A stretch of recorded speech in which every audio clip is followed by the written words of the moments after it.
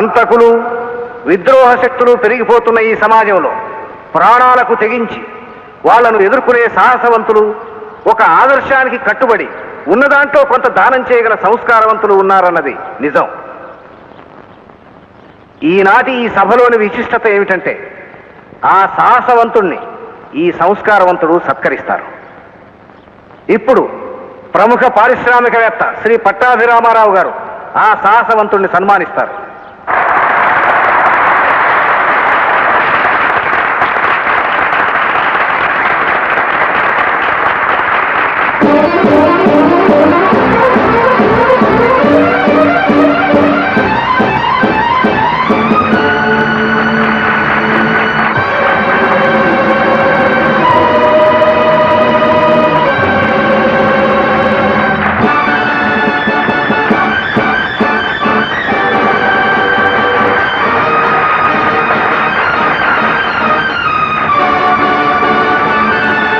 దండ గతంలో నా చరిత్రకు వేసేది కాదు, వర్తమానంలో నా ప్రవర్తనకు వేస్తున్నారు.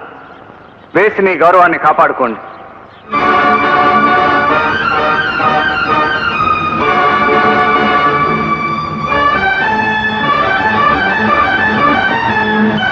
పెద్దలందరికీ నా నమస్కారం. అడవిలో మృగాలుంటాయి. ఇది నక్క, ఇది తోడేలు, ఇది పులి అని వాటి ఆకారాన్ని చూసి పైకి చెప్పగలం. కానీ పట్టణాల్లో ఉండే మనుషుల్లో ఏ మనిషిలో ఏ మృగం ఉందో చెప్పలేం. ఎదుటి మనిషిని అంచనా వేయటంలో చాలా మంది తప్పటడుగులు వేస్తుంటారు. చెడును తుంచు, మంచిని పెంచు అన్నదే నా సిద్ధాంతం.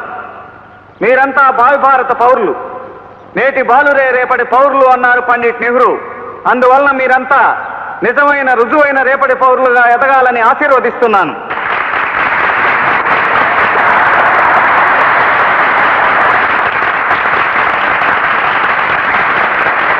దయచేసి అందరూ నిశ్శబ్దంగా ఉండాలి.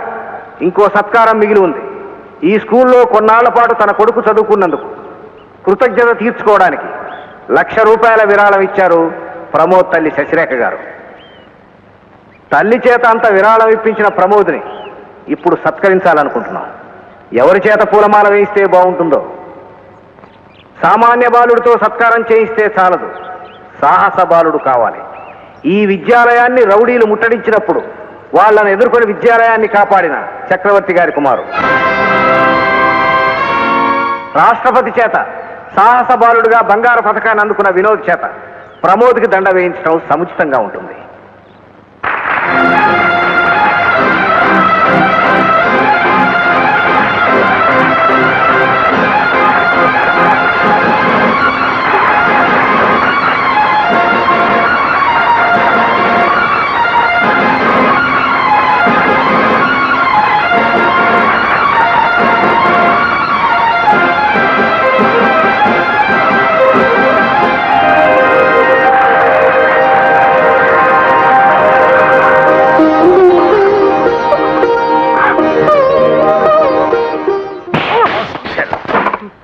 శశిరేఖ కొడుకుని చంపుతానే నా దగ్గర డబ్బు తీసుకుని ఆ చక్రవర్తి గారికి చెబుతావా?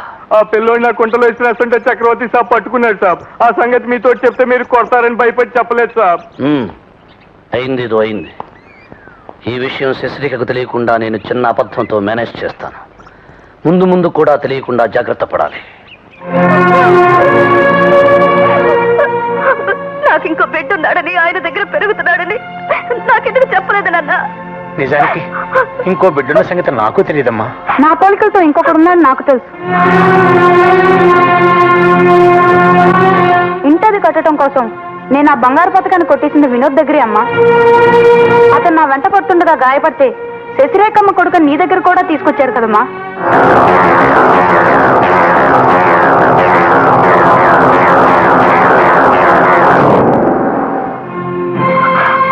చూసావు నాన్న నా దౌర్భాగ్యం.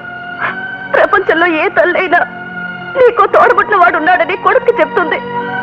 ఇప్పుడు ఈ తల్లికి కొడుకే చెప్పాల్సి వచ్చింది నాన్న.